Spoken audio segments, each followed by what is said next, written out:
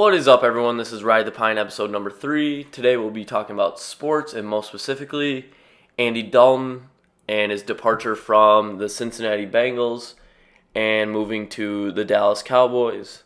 Cam Newton trying to make his way back into the NFL onto a team, and the death of Don Shula, the NFL all-time winningest coach.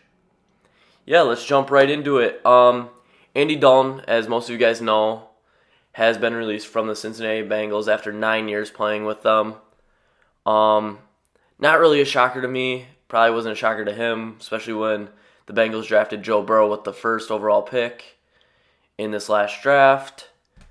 And the Bengals will save $17.7 million off the cap in 2020. And throughout his 9 years with the Bengals, he made a total of $83.5 million, which is pretty good. This was kind of expected, especially since they drafted Joe. But I did not expect him going to Dallas. That was a little bit of a shocker for me. I thought a good place would be maybe the Jaguars, since their offensive coordinator, Jay Gruden, is there. And when Jay Gruden and Andy Dalton were together, they had a good amount of success, so I thought that could have possibly been a place for them. And then I would have also thought the Patriots, because I thought the Andy Dalton with Bill Belichick would have been a good relationship.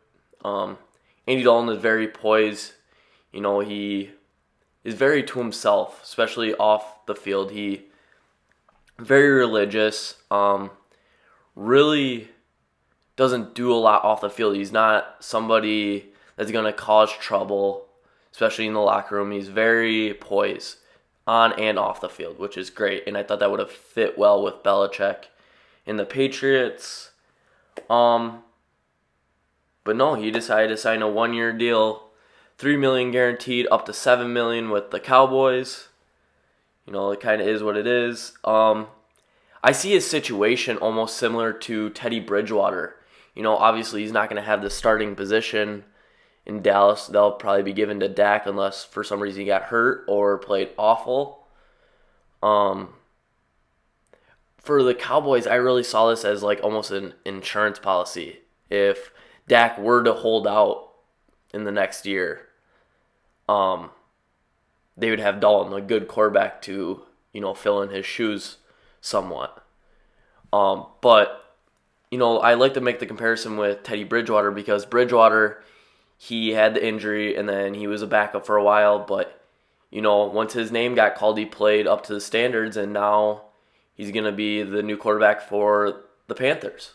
And I feel Dalton could be this way too if, like I said, Dak got injured or played awful, and Dalton got his time to shine, and he proved that he could be an NFL quarterback and start, and he could move to a different team. I think that's his only way of getting back onto the field. But yeah, now moving on to the Cam Newton situation.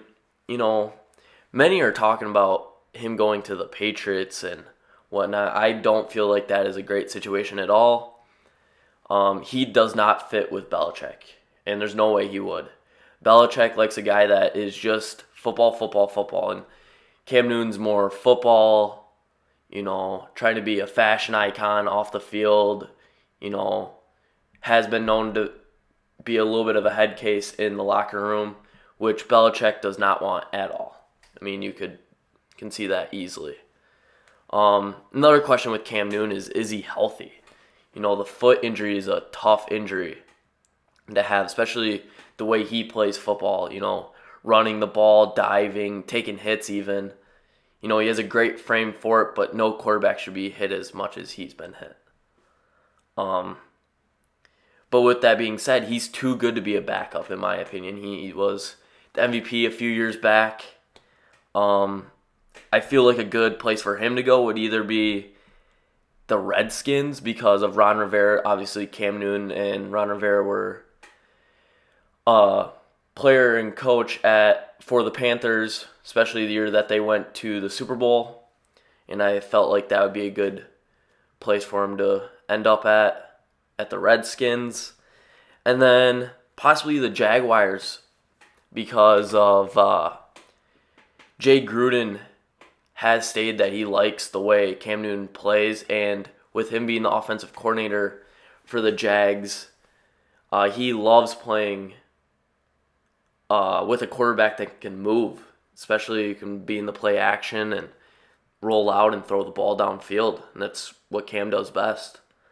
And I only see Cam coming back this year is if a contending team loses their quarterback during the season, and they still have a chance to go far into the playoffs, to bring Cam in and have him step in the shoes of whatever quarterback gets injured or whatnot, and that's the only way I see him get on the field. And moving into the last subject for today, the death of Don Shula at 90 years old. They have not released yet at this time what the cause of death was. All we know is that he died peacefully, which is good to know.